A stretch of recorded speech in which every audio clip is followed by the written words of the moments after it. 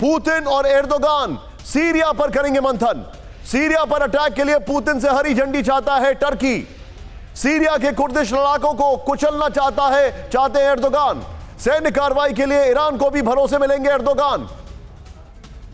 सीधे आइए big wall पर। आज ये बहुत बड़ी मुलाकात होने वाली है। ईरान में पुतिन और एर्दोगान की मीटिंग। सीधे प्ले ऑन करें। ये जो हमारे पास इंफॉर्मेशन आ रही है, रूस के राष्ट्रपति पुतिन और टर्की के राष्ट्रपति एर्दोगान की ईरान में मुलाकात होगी। यहां पर देखें आप, पुतिन एर्दोगान सीरिया पर बात करेंगे। पुतिन सुप्रीम लीडर खमेनेई से भी मुलाकात करेंगे। यह भी इंफॉर्मेशन है। रूस ईरान के समर्थन वाली सीरिया सरकार का कई शहरों पर कब्जा, जबकि उत्तर पश्चिमी सीरिया पर टर्की का कब्जा है। यह भी इंफॉर्मेशन है। अमेरिका के समर्थन वाली सीरियन डेमोक्रेटिक फोर्सेस का पूर्वी सीरिया पर कब्जा है। रूस का मकसद सीरिया को स्थिर सरकार देना, जबकि ईरान का मकसद इजराइल के खतरे के मद्देनजर मिलिट्री बेस बनाना है। इस सब के बीच में एक और बड़ी खबर मैं आपको दिखा रहा हूं। सीधे आइए। ईरान ने रूस को ड्रोन भेजा तो अमेरिका लगाएगा सैंक्शन। अमेरिका के स्टेट डिपार्टमेंट ने ईरान को दी चेतावनी।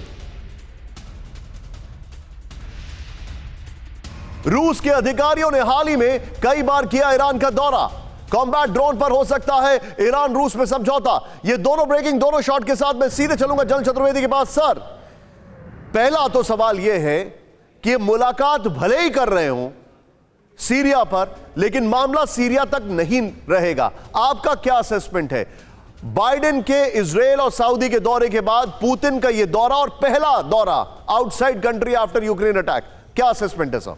बिल्कुल, आपका जो असेसमेंट है बिल्कुल ठीक है। इसमें आपने आज एक एर्दोगन का एक स्टेटमेंट आपने देखा होगा कि वो कह रहे हैं कि स्वीडन और फिनलैंड को जो उन्होंने सैंक्शन देने जा रहे हैं नेटो की मेंबरशिप का, वो हो सकता है उसको ना दें, क्योंकि उनके हिसाब से नेटो और फिनलैंड जो हैं वो टेररिज्म के ऊपर वो कोऑपरेट नहीं कर रहे हैं। तो ये सारी चीज़ें जो हैं, ये एक नई इक्वेशन बन रही है। तो ये पहली चीज़ तो ये है कि एर्दोगन और इनकी जो मीटिंग है इसके 2-3 मायने हैं। एक मायना तो ये है कि रशिया थोड़े से ढीला करे अपना जो उस पर जो उसने ब्लैक सी को ब्लॉक कर रखा है, क्योंकि टर्की में खाने की कमी है। दूसरा, अगर रशिया ऑन बोर्ड आ गया तो कर्डिश फोर्सेस को जो नॉर्थ सीरिया में है उनको वो टैकल कर सकता है टर्की। रशिया का इंटरेस्ट, जैसा मैंने बताया, फिनलैंड और स्वीडन वाला है। तीसरा, जो ये पुतिन से ये ईरान से मिल रहे हैं, ये लो कॉस्ट ऑप्शन है।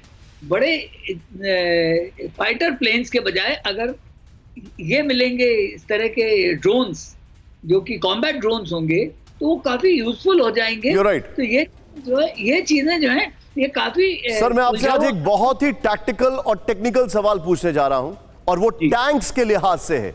हमारे जितने भी दर्शक, एक बार फुल फ्रेम पे दिखाएं, हमारे जितने भी दर्शक हैं, मैं आपसे एक सवाल पूछ रहा हूं। यूक्रेन युद्ध के बाद मॉडर्न वॉरफेयर में क्या जो टैंक्स होते हैं उनकी एक्सपायरी डेट तय हो गई है? और हमें चिंता नहीं करनी चाहिए भारत को, क्योंकि हमारे पास बहुत सारे टैंक्स हैं?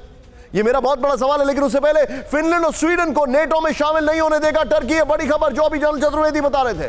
राष्ट्रपति एर्दोगान ने फिर दी बड़ी धमकी। स्वीडन फिनलैंड को टर्की की शर्तों को पूरा करना होगा। स्वीडन ने अब तक टर्की की शर्त पर मंसूबे साफ नहीं किए। ये तीनों ब्रेकिंग और तीनों शॉट्स के साथ मैं सीधे चलूंगा आशीष के पास। आशीष, अब एर्दोगान जो हैं ये पूरी दुनिया के साथ सिर्फ नेटो की वजह से कठपुतली का खेल खेल रहे हैं। बड़ा सवाल है आपसे और संक्षेप में जवाब लूंगा। यह बताइए मुझे, पुतिन से मुलाकात के पहले ये मछलियों को एक और दाना डाला गया है। वो अपनी जो बेनिफिट है वो निकालने की कोशिश कर रहे हैं, और ये साफ है कि जो बैलेंसिंग एक्ट है, चाहे वो व्लादिमीर पुतिन की तरफ से हो या फिर नाटो का, टर्की वो अपनी तरफ से पूरी तरह से खेल रहा है। और ये जो बैलेंसिंग एक्ट है ये डिफ़ॉल्ट तरीके से हमने शुरुआत से देखा है, चाहे वो रशिया वर्सेस यूक्रेन रहा है उसमें भी उन्होंने बैलेंसिंग एक्ट किया है, और अब रशिया वर्सेस नाटो में वो बैलेंसिंग एक्ट कर रहे हैं।